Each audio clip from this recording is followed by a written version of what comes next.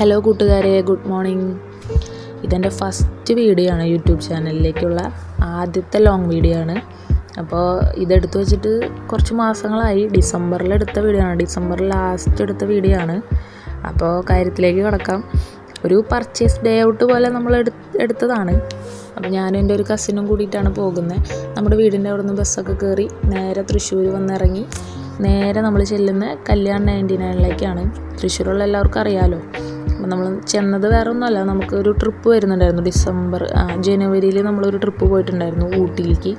അപ്പോൾ ഊട്ടിയിലൊക്കെ പോകല്ലേ എന്ന് വിചാരിച്ചിട്ട് കുറച്ച് ഡ്രസ്സൊക്കെ എടുക്കാം, വിൻ്റർ വെയേഴ്സൊക്കെ എടുക്കാം, അവിടെ നല്ല തണുപ്പല്ലേ എന്നൊക്കെ പറഞ്ഞ് വീട്ടിൽ നിന്ന് ഡ്രസ്സൊക്കെ എടുക്കാമെന്ന് പറഞ്ഞ് ഇറങ്ങിയതാണ് ഞങ്ങൾ രണ്ടാളും കൂടി.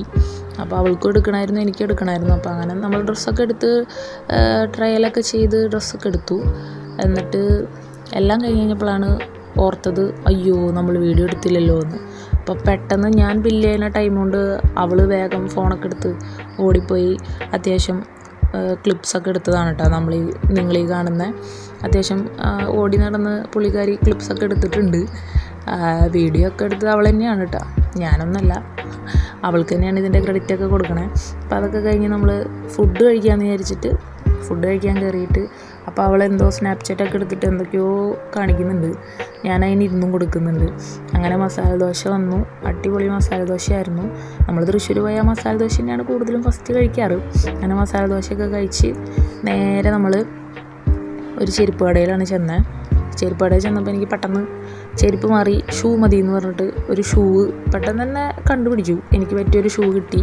അതൊക്കെ ഇട്ട് നോക്കി കറക്റ്റാക്കി നമ്മൾ അതെടുത്ത് നേരെ പുത്തൻപള്ളിയിലേക്കാണ് വരുന്നത്. തൃശ്ശൂരുള്ള എല്ലാവർക്കും അറിയാമല്ലോ പുത്തൻപള്ളി.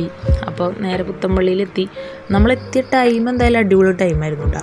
നമ്മളെത്തിയപ്പോൾ അവിടെ ക്രിസ്തുമസിൻ്റെ ഈ പുൽക്കൂട് മത്സരവും കാര്യങ്ങളൊക്കെ ആയിരുന്നു. അതിൻ്റെ ഭാഗമായിട്ട് അവിടെ കുറേ പുൽക്കൂടുകൾ നമ്പറൊക്കെ ഇട്ടിട്ട് വെച്ചിട്ടുണ്ടായിരുന്നു. അപ്പോൾ കുറച്ച് നേരം അതൊക്കെ നോക്കി ആയിക്കോടെയൊക്കെ നടന്ന് അതിന് ശേഷം അതിൻ്റെ തൊട്ടപ്പുറത്ത് തന്നെ പുത്തൻപള്ളിയുടെ തന്നെ ഒരു സ്റ്റാളുണ്ട്, പള്ളി വക സ്റ്റാൾ എന്നൊക്കെ പറയില്ലേ നമ്മൾ.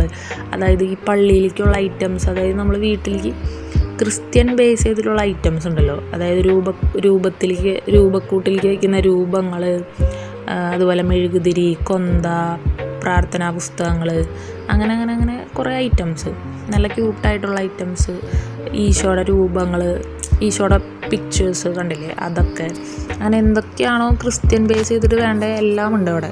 അപ്പോൾ അതൊക്കെ കൊന്തയും കാര്യങ്ങളൊക്കെ ഉണ്ട്. ഞാനൊരു 2 കൊന്തയും 2 പുസ്തകമൊക്കെ വാങ്ങിച്ച് പിന്നെ അതിന് ശേഷം ഞങ്ങൾ നേരെ പള്ളിയിലൊക്കെ കയറി പ്രാർത്ഥിച്ച് കുറച്ച് നേരം ഇങ്ങനെ അവിടെ ഇരുന്നു. അത്യാവശ്യം ആൾക്കാരുണ്ടായിരുന്നു പള്ളിയിൽ കേട്ടോ.